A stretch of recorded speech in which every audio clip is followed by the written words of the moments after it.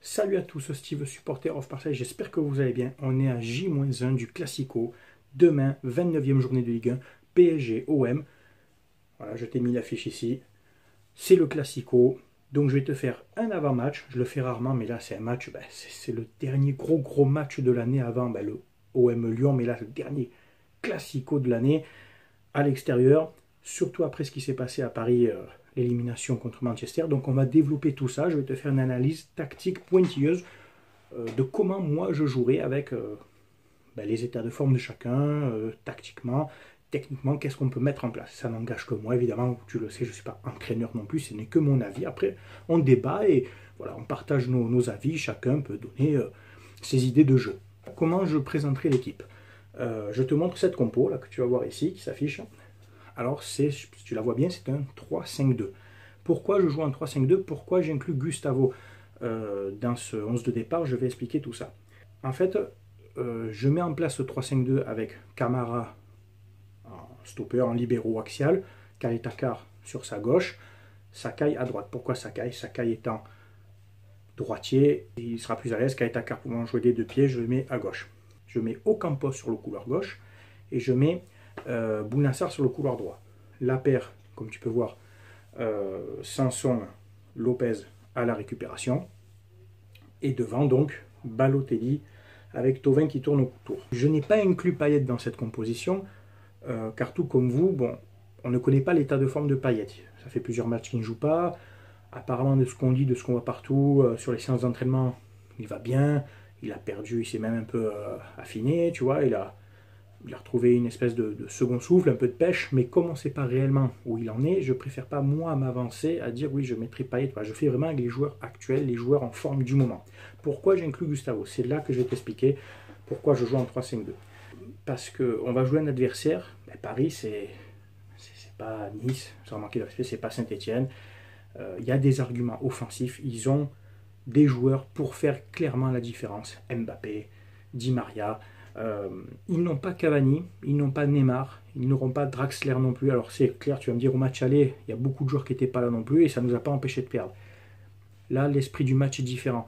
Déjà, il va y avoir une grève des supporters pendant 30 minutes au Parc des Princes suite à cette élimination un peu honteuse, on peut le dire, du PSG. Et puis je pense, alors, attention, ne pas prendre Paris de haut, c'est une bête blessée. Il y a aussi de l'orgueil dans cette équipe et je pense que l'équipe va vouloir éviter ce qui serait pour eux une humiliation de perdre contre nous à Paris après celle subie contre Manchester. Donc ils risquent d'avoir un sursaut d'orgueil. Peut-être qu'il y a eu des messages de la direction envers les joueurs et envers l'entraîneur Tourelle pour dire attention, là, ce match-là, tu ne te manques pas. Les joueurs vont vouloir se faire pardonner, même s'ils ont été chahutés et insultés, qu'ils ne seront pas encouragés, je pense qu'ils vont vouloir se faire pardonner. Donc pourquoi je joue à 3 derrière? Mbappé, on sait que c'est un joueur qui prend les espaces, qui va très vite. Après, Camara, en vitesse sèche contre Mbappé, ça ne tient pas non plus. Moi, je mets 3 défenseurs centraux en phase offensive. Donc je regarde bien ce plan, en phase offensive. C'est-à-dire quand c'est nous qui attaquons, tu peux t'appuyer donc sur Ocampos dans le couloir, surtout sur Bounassar dans l'autre couloir, Balotelli, Thauvin qui tourne autour, et surtout en cas de contre-attaque des Parisiens, parce que ça va très vite, hein. Di Maria, Mbappé, ça envoie en profondeur, ça va très vite. Attention, moi je dis quand même attention. En jouant à 3 derrière, tu te garantis une certaine stabilité défensive et tu te permets de couvrir sur toute la largeur du terrain. Kalitakar, Camara, Sakai. En cas de contre, là je te montre en phase défensive, tu as l'image qui s'affiche, je repasse en 4-4-2. Comment? En faisant basculer Gustavo qui reviendrait donc, qui se glisserait entre Camara et Kalitakar, d'accord, tu me suis, et Sakai prendrait la place, lui coulisserait en arrière droit. En faisant comme ça, ça limite les courses des joueurs et donc tu mets moins de temps à te replacer, à revenir et tu te fatigues moins. Si Gustavo qui reste en 6 doit à tout moment, en cas de contre, revenir, il a juste à coulisser, à glisser entre Camara et Kalitakar et Sakai a juste à coulisser un peu, à permuter, tu vois, sur la droite et à couvrir le couloir puisque Sarr serait monté en cas de contre. Tu me suis, tu vois ce que je veux dire? Et Kalitakar couvrirait le couloir d'Ocampos. Et encore que, pourquoi je mets Ocampos? Parce que Ocampos, c'est un joueur qui a énormément de coffre. C'est un joueur qui peut tenir le couloir défensivement, offensivement. C'est un joueur qui va énormément revenir et donc qui va, dans cette configuration-là, soulager Khaled Takar dans le couloir. On sait que c'est un joueur qui ne s'économise pas sur les efforts. Donc dans cette configuration-là, Ocampos va revenir défendre. Il a cette hargne, il a cette grinta. Surtout que le couloir droit de Paris avec Di Maria, je ne sais pas s'il y aura Dani Alves ou autre, ou si c'est Kerrer qui va jouer dans le couloir, etc. Enfin, il y aura du beau monde, tu vois, ça va jouer au ballon dans ce couloir aussi. Donc il faut quelqu'un qui a le coffre pour descendre, pour venir, qui est surtout gaillard pour tenir, tu vois, pour jouer à l'épaule, etc. Donc je mets Ocampos, ne serait-ce que pour les phases offensives. On sait qu'il percute, c'est un joueur qui va de l'avant, qui crée des occasions, qui même s'il a du déchet, mais il va quand même apporter le danger. C'est le genre de joueur chiant à gérer quand tu es adversaire, parce que tu sais qu'à tout moment il va te faire quelque chose, il faut aller au contact avec lui, enfin voilà. Moi je le mets dans cette position, dans le couloir gauche, pour qu'il revienne défensivement. Et Bounassar, pourquoi je mets Bounassar? Vous allez me dire pourquoi je ne mets pas Thauvin, et devant je ne mets pas Germain. Déjà parce que l'entente Balotelli-Germain, je ne suis pas emballé. Tu vois, je trouve qu'il y avait Germain contre Paris, ça peut me faire mentir. Attends, s'il faut jouer, il met 2 buts et je fermerai ma gueule, tu vois. Mais Balotelli-Germain, je ne suis pas emballé. Je mets Thauvin à la place de Germain, pour avoir une touche technique devant et créer le danger. Et je mets Bounassar dans le couloir, pourquoi? Pas pour ses qualités de centre, puisqu'il les a pas, mais parce que c'est aussi un des seuls joueurs ailier droit qui sera le mieux défendre. Sarr défendra beaucoup mieux que Thauvin.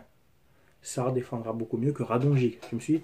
Donc je mets Sarr sur ce couloir droit, comme ça, là en 3-5-2, tu vois, je te le remets, pour que offensivement, il soit là, il propose son jeu, il combine avec Thauvin, tu vois, il pourra un moment même dédoubler, il n'y a pas de problème, mais c'est aussi un joueur qui a de la course, qui a aussi du coffre et qui pourra revenir en milieu de terrain quand on repasse en 4-4-2 et faire cette deuxième ligne de 4 et tu vois, et bloquer les assauts de Bernat par exemple. Donc voilà pourquoi je mets Bounassar. Pourquoi je ne mets pas Strootman? Voilà, je vous explique pourquoi je ne mets pas Strootman, parce que dans cette configuration-là, Gustavo sait jouer défenseur central et aura l'intelligence tactique de se placer entre Camara et Khaled Takar. Strootman, c'est aussi un joueur intelligent, mais je ne le vois pas permuter, coulisser dans une défense centrale. Tu vois, je ne le trouve pas assez vif, je ne le trouve pas assez, surtout en défense, le placement, c'est plus un joueur qui va ratisser des ballons. Donc, je préfère garder Sanson qui est dans une bonne dynamique, et puis qui a de la fraîcheur, avec Lopez au milieu. Ces deux-là seront complètement à la récupération au milieu de terrain, au harcèlement du ballon par Sanson et à la création. Lopez va distiller encore ses ballons, c'est un joueur qui est mobile, donc il va se balader un peu partout sur toute la largeur du terrain, et il aura Ocampos, Sarr et Sanson pour récupérer ses passes. Et devant, on envoie en profondeur Thauvin par exemple, ou Thauvin combine avec Balotelli, et ça crée le danger. Radonjic aurait très bien pu prendre la place de Thauvin, j'ai hésité, parce qu'un Radonjic avec sa vitesse, parce que Radonjic va beaucoup plus vite que Florian Thauvin, c'est un joueur que tu l'envoies dans l'espace aussi, et il peut, voilà, il va prendre, il va créer l'action, mais est-ce que c'est un classico? Est-ce qu'il va prendre la mesure du match? Est-ce qu'il va s'entendre tout de suite avec Balotelli devant? Et puis ça priverait Thauvin d'un classico. Alors c'est vrai qu'on dit souvent, Thauvin il n'est pas bon dans les grands matchs, bizarrement il a marqué au classico de l'année dernière, il marque à Monaco, il a marqué à Lyon, donc si oui, Thauvin il a quand même des stats honorables, et puis je pense que c'est peut-être son dernier classico avec Marseille, peut-être qu'il a envie de montrer, il honore une prochaine sélection en équipe de France. Donc non, Thauvin, il faut le faire jouer, et à voir comment évolue le match. Si on mène au score, si on arrive à tenir, là, effectivement, tu fais rentrer un Strootman, tu vois, pour cadenasser au milieu. Et si vraiment il y a besoin d'aller courir après le score vers la fin, dans les dernières minutes, que tu perds un 0, tu fais rentrer Radonjic à la place de Sarr, tu restes en 4-4-2 tout le temps, tu vois, et tu combines comme ça. Mais voilà pourquoi je pars sur ce 3-5-2, pour avoir cette stabilité défensive et couvrir toute la largeur du terrain en 4 contre. Et tu pourras toujours t'appuyer sur un Sakai qui va coulisser, ou un Takar qui va coulisser chacun dans leur couloir, et puisque Gustavo reviendra en retrait pour rejouer à 4 derrière en cas de contre. Et ça donc, ça évite les grandes courses, les grands retours. En tactique, on appelle ça des joueurs double poste, c'est-à-dire sur un espace de 10 mètres par 10, ils vont assurer la couverture, soit en défense ou sur le couloir, tu vois. Mais Sakai, dans cette position-là, je ne le vois pas trop monter, tu vois, je ne le vois pas trop porter le danger. Il ne dépasserait pas la ligne médiane. Ça serait Bounassar qui après prendrait le relais, parce que si Sakai monte, Sarr en redescendant pourrait couvrir, mais après, il n'a pas la même qualité de défense de Sakai, tu vois. Donc je ne vois pas Sakai trop monter pour s'épuiser, en sachant que tu as Sarr et Thauvin dans ce même couloir. Voilà, c'était ma minute tactique, hein, donc tu vois, je t'ai fait un schéma, j'essaie de te expliquer à ma façon, j'espère que ça a été clair. N'hésitez pas à commenter, si vous voulez partager, si vous voulez donner votre avis. Vous savez qu'avec moi, ici, on parle foot, on parle sérieusement foot, on est là pour débat tactique, pour échanger ballon. Je vous souhaite à tous de passer un bon dimanche, bon match pour demain soir, et rendez-vous lundi pour le débrief avec, j'espère, croisant un doigt, minimum un match nul, puisque Lille s'est fait accrocher, et puis on ne sait jamais si on peut gratter cette 3e place. Allez, ciao tout le monde, à bientôt.